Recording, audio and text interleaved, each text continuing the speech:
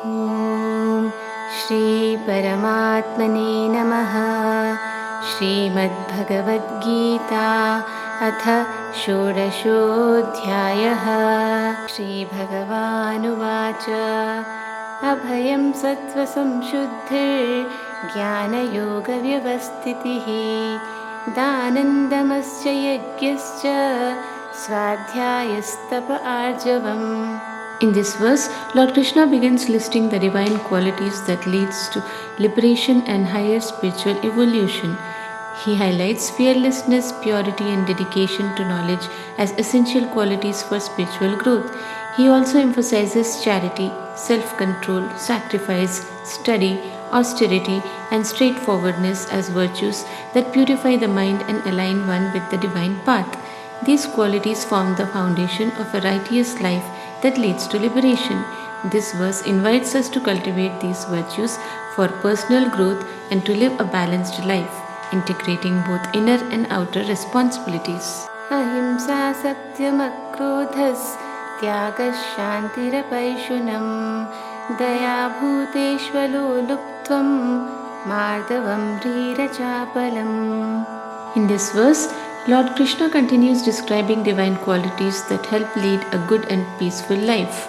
Non-violence, truthfulness, absence of anger, renunciation, peacefulness, non-slanderous, compassion, non-greed, gentleness, modesty and steadiness.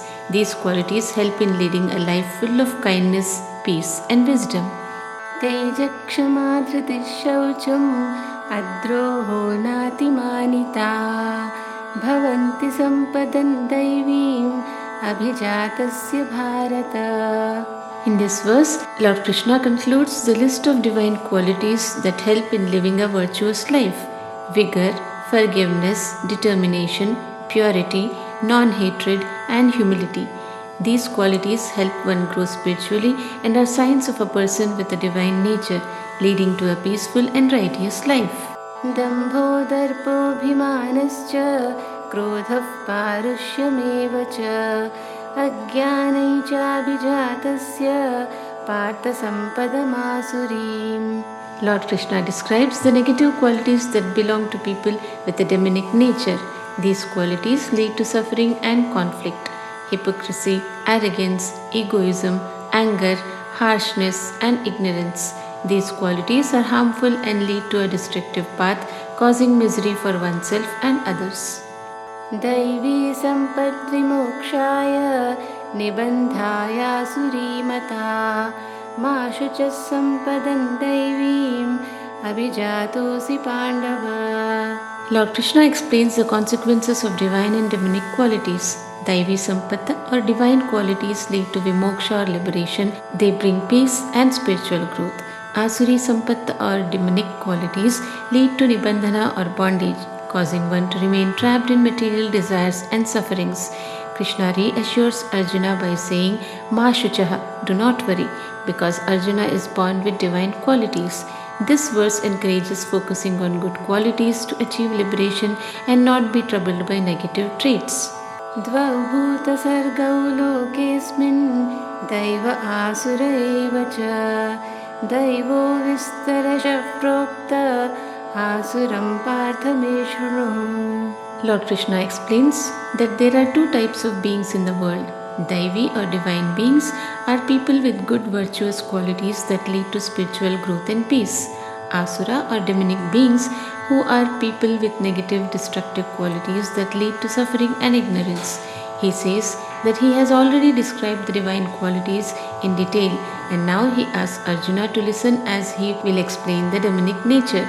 This verse sets the stage for understanding how these two natures impact one's life and spiritual journey. Pravritti cha nivritti cha janana vidurasuraah na shauchannapi chacharo na satyanteshu vidyate. Lord Krishna describes the characteristics of people with demonic nature. Pravritti and nivritti.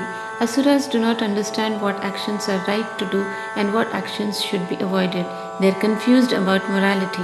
They lack purity both externally and internally. They do not care for cleanliness or righteousness. They do not follow good behavior or moral principles. Truth does not exist in them. They are often dishonest. This verse highlights how people with demonic qualities live without understanding what is right and wrong, leading to negative behaviors.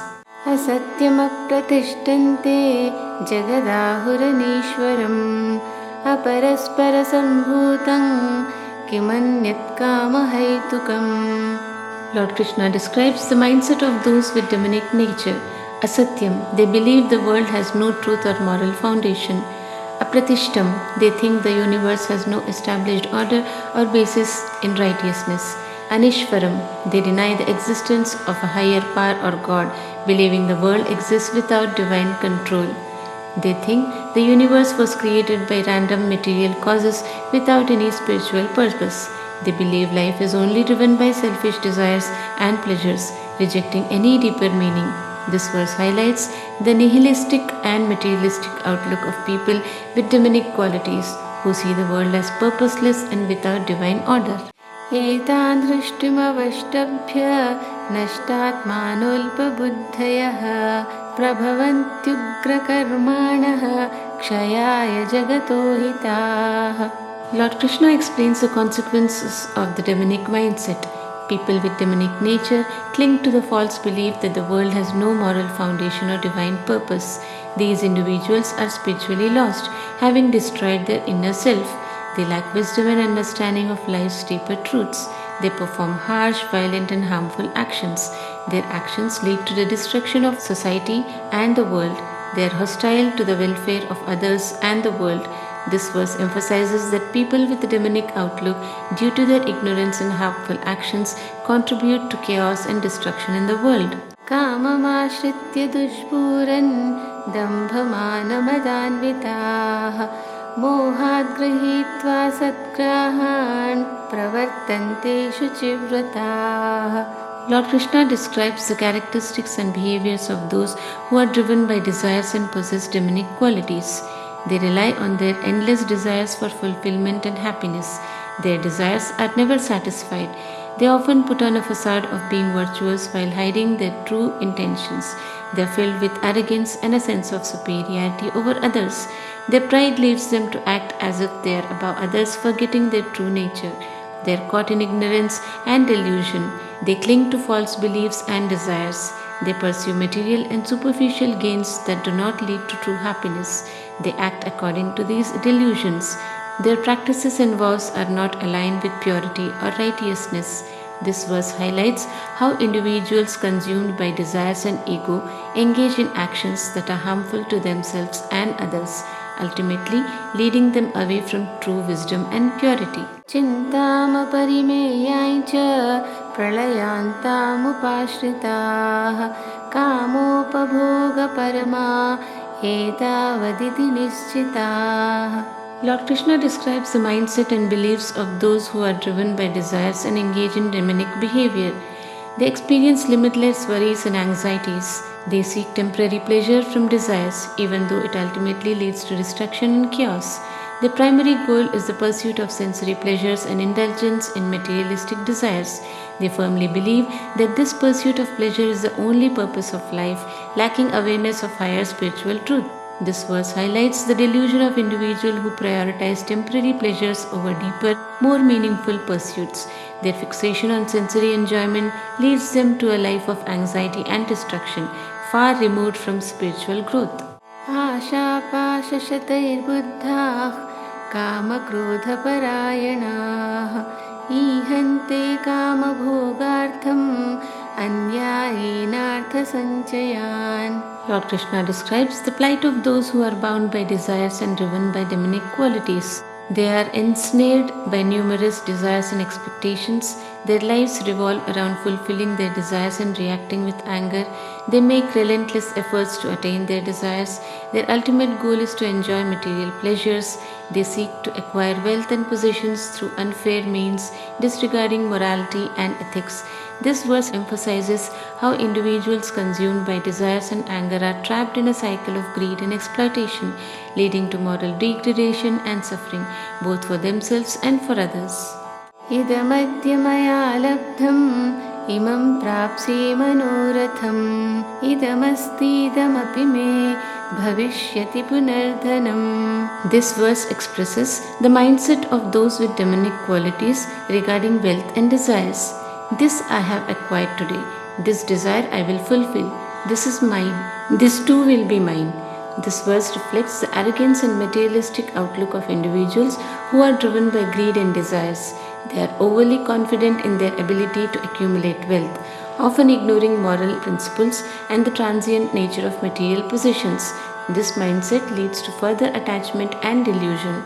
Asau maya hata shatrur hanishye chaparanapi Ishvarohamaham bhogi siddhoham balavan sukhi. Lord Krishna illustrates the arrogant and deluded mindset of those with demonic qualities. They boast about defeating their enemies. They express a desire to conquer or harm others. They wrongly believe they are in control of their destiny. They see themselves as the ultimate enjoyer of life's pleasures. They take pride in their achievements, believing they have attained success through their own efforts. They perceive themselves as powerful and content. This verse reflects the arrogance of individuals who are blinded by their desires and delusions, leading them to a false sense of superiority and self-satisfaction, while ignoring the moral and spiritual dimensions of life. Adhyo bhijanavanasmi Kunyosti sadrusho maya yakshe dasyami modishya ityajnana vimohitaah. Lord Krishna further describes the deluded mindset of those with demonic qualities. They take pride in their material wealth and social status. They think no one is equal to them. They plan to make offerings or gifts, but with the expectation of receiving praises. They focus on their own enjoyment and pleasure as the ultimate goal. They are blinded by their ignorance, not realizing the futility of their pride and material pursuits. This verse highlights the arrogance and self-importance of individuals who are trapped in their desires and delusions. They fail to understand the transient nature of wealth and status and remain oblivious to the deeper truths of existence. Aneka chitta vibhranta mohajala samamritaah prasaktah kama bhogeshu patante narakeshu chau. Lord Krishna describes the fate of those entangled in their desires and ignorance. These individuals are distracted and confused. They are trapped in a web of ignorance and illusion. They are deeply attached to the pursuit of material and sensory pleasures. As a consequence of their actions and attachment, they descend into a state of suffering and degradation. This verse emphasizes the consequences of being lost in desires and ignorance, highlighting that such attachment can lead to spiritual downfall and suffering, illustrating the importance of self-awareness and the pursuit of higher knowledge. Atmasambhavitastadha dhanamanamadhanvitaah yajante nama yajyaiste dambhena vidhipurvakam. Lord Krishna describes the characteristics of individuals who are deluded by their ego and material wealth. They are overly proud and consider themselves self-sufficient. Their arrogance prevents them from recognizing their true nature and the reality around them. They take pride in their wealth and social standing. They engage in rituals or sacrifices but with an ulterior motive. Their rituals are superficial. Their actions are hypocritical, lacking true sincerity and understanding, as they seek recognition and praise rather than spiritual growth. This verse highlights how individuals driven by pride and materialism engage in rituals without real devotion, emphasizing the importance of sincerity and humility in spiritual practice. Ahankaram balandarpam kamam krodhaim cha sanshritah mamatma paradeheshu pradvishantobhyasuyakaah. Lord Krishna further characterizes those with demonic qualities. They are driven by a strong sense of ego. They rely on their material power and strength. Their arrogance binds them to the truth and leads to disrespect for others. They are driven by intense desires. They harbor anger and resentment. They embrace these negative qualities allowing them to dictate their thoughts and actions. They harbor animosity towards Krishna and others. They despise not only themselves but also others.